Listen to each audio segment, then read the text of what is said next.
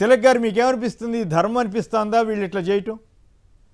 ఈ ఈ పాపాలు స్వచ్ఛాంధ్ర పేరుతో కోట్లు ఖర్చు పెడుతున్నారు, గంటల సేపు ఉపన్యాసాలు ఇస్తున్నారు కదా. శ్రీకాకుళంలో డయేరియా, రాజమండ్రిలో పాలు.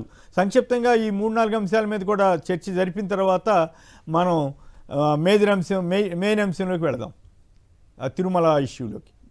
గారు, ప్యానెల్లో ఉన్నటువంటి శేఖర్ రెడ్డి గారు, అనాథ గారికి నమస్కారం. చంద్రబాబు నాయుడు గారు అసలు సబ్జెక్ట్ ఎప్పుడు కూడా మాట్లాడారు, దాన్ని డైవర్ట్ చేయడానికో లేకపోతే వేరే సబ్జెక్ట్ తీసుకొచ్చో మాట్లాడతారు.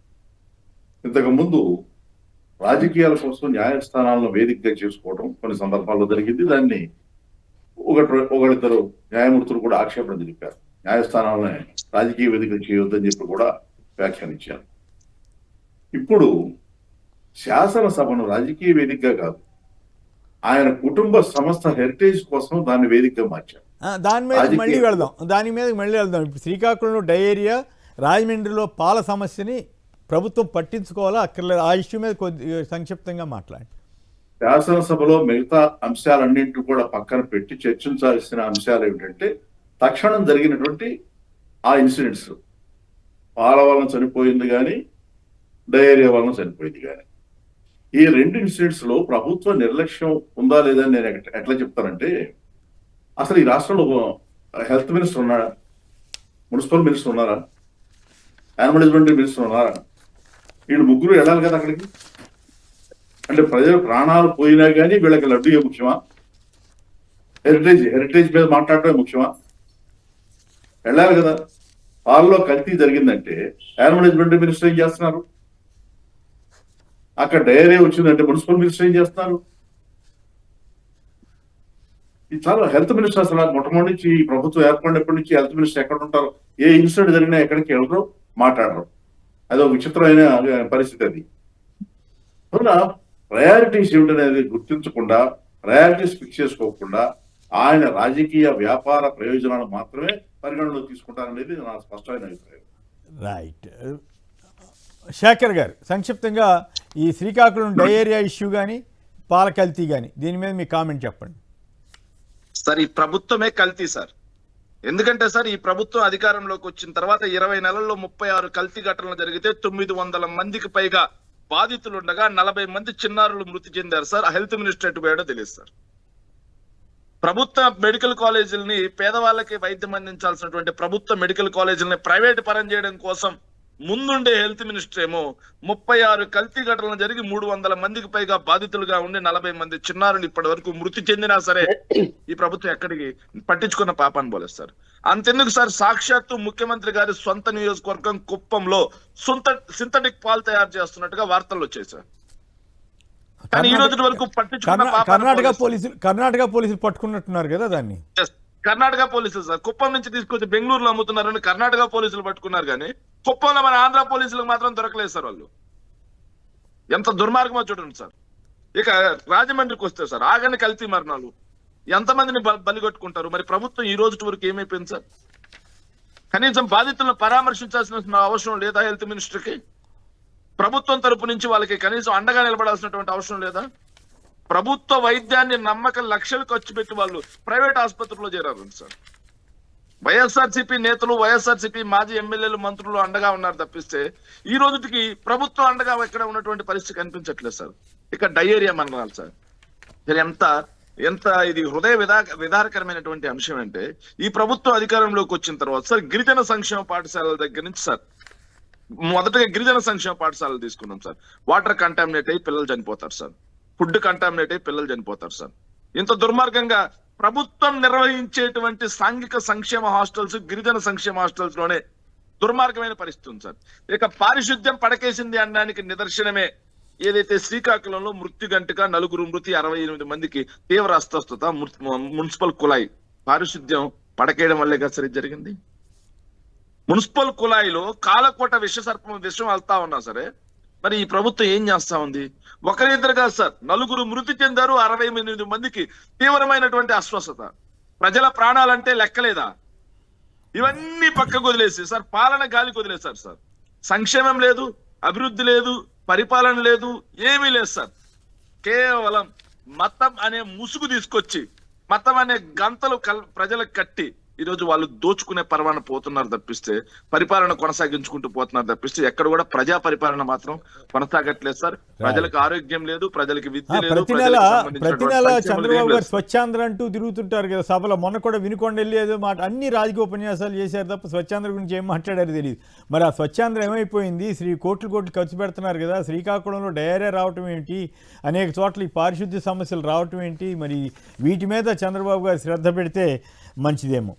రైట్. 100 ఏళ్లు పట్టవచ్చు. రాజధాని ప్రాంతం అభివృద్ధిపై రాష్ట్ర ప్రభుత్వం బ్రిజేష్ కుమార్ ట్రిబ్యునల్ ఎదుట వాదనలు. సిఆర్డీఏ ఒక ముసాయిదా ప్రణాళికే, గెజిట్ నోటిఫికేషన్ లేనందున దానికి చట్టబద్ధత లేదు. కృష్ణా డెల్టా డ్రైన్లో నీరు సాగుకు పనికిరాదని ప్రభుత్వ వాదన. ఇది ఏ కారణం? మరి ఇది నిజం చెప్పినట్లా అబద్ధం చెప్పినట్లా? 100 ఏళ్లు పట్టొచ్చు అని ఎక్కువ కాలం పడుతుంది అన్న వాళ్ళందరినీ తిట్టిపోశారు కదా తెలుగుదేశం నాయకులనండి, చంద్రబాబు గారు అనండి. ఇప్పుడేంటంటే బ్రిజేష్ ట్రిబ్యునల్కి 100 ఏళ్లు ఇచ్చినటువంటి అఫిడవిట్లోనూ మరి వాదనలో 100 ఏళ్లు పడుతుంది అన్నారట అమరావతి తిలక్ గారు. ఇప్పుడు మొట్టమొదట అధికారంలో రాకముందు కూడా ఇదే మాట చెప్పారు. మీకు ఒక కంపారిజన్ చెప్తాను. వైఎస్ఆర్ గవర్నమెంట్ 14 లక్షల అప్పు చేసింది అన్నారు, అసెంబ్లీకి వచ్చేటప్పటికి 4 లక్షలు చెబుతారు. మీకు బయట చెప్పేదేమో ఈ 4 ఏళ్లలో 20 ఏళ్లలోనో 29లోనో రాజధాని పూర్తి చేస్తా ఉంటారు. కానీ అసలు కమిటీ ముందు, బ్రిజేష్ కమిటీ ముందు 100 ఏళ్ళు పడుతున్నారు. సో వాళ్ళు బయట చెప్పేదానికి, ప్రభుత్వ సంస్థల ముందు చెప్పేదానికి అసలు పొంతన ఉండదు. అసలు చంద్రబాబు నాయుడు గారు ఇప్పటి వరకు తీసుకున్న 50,000 ఎకరాలు కాకుండా ఇంకా ఎన్ని వేల ఎకరాలు తీసుకుంటారనేది అది ఇప్పటి వరకు తేల్చి చెప్పకుండానే సిఆర్డీఏకి చట్టబద్ధత లేదని మళ్ళీ అక్కడ ఒక చెప్తారు. చట్టబద్ధత లేకపోతే ఎవరు బాధ్యత? అంతకుముందు 5 ఏళ్ళు, అంటే వీళ్ళు తెలంగాణ వాళ్ళు మీరు అమరావతిలో వ్యవసాయంతో ఎత్తేసారు కదా, 15 టీఎంసీలు అక్కర్లేదని ఏదో పెట్టినట్టున్నారు కదా, దాని కౌంటర్గా వీళ్ళు ఇట్లా చెప్పినట్టున్నారు. ఈ మధ్య ప్రజాశక్తిలో వార్త వచ్చిందండి. రాజధాని ప్రాంతంలో, పర్టికులర్ గుంటూరు జిల్లాలో ఈ రాజధాని ప్రాంతం రావడం వలన, పట్టణీకరణ వలన దాదాపు 3 లక్షల ఎకరాలు సాగు చేయకుండా ప్లాట్లు వేసా మొత్తం రియల్ ఎస్టేట్కి వెళ్ళిపోయినాయి అని చెప్పేసి వార్త వచ్చింది ప్రజాశక్తిలో. ఇది ఇక్కడ ప్రజాశక్తిలో. అవును. మరి తెలంగాణ వాళ్ళు చెప్పడంలో ఆశ్చర్యం ఉంది. 17 టీఎంసీ మిగులుతాయి అని చెప్పేసి వాడు చెప్తున్నారు. అందువల్ల అలాగే పట్టిసీమ చాలా గొప్పగా నేను సాధించేశాను అని చెప్పారు. ఇప్పుడు అది టెంపరీ అంటారు. ప్రభుత్వం చెప్పేది, చంద్రబాబు నాయుడు గారు చెప్పేదానికి చేసేదానికి అసలు పొంతనే ఉండదంటాకి ఇవి ఒక ప్రత్యక్ష తార్కాణాలు. రాజధాని నిర్మాణం అనేది ఇప్పట్లో పూర్తవుతుందని నేనైతే అనుకోను. తాత్కాలిక నిర్మాణాలు గతంలో 5 సంవత్సరాల్లో మొదలుపెట్టి కొన్ని పూర్తవుతాయేమో, కానీ పూర్తి స్థాయిలో నిర్మాణం పూర్తవుతుందని మాత్రం నేనైతే అనుకోవడం లేదు శ్రీనివాస్. రైట్. శేఖర్ గారు మీరు కూడా సంక్షిప్తంగా దీని మీద మాట్లాడతారా?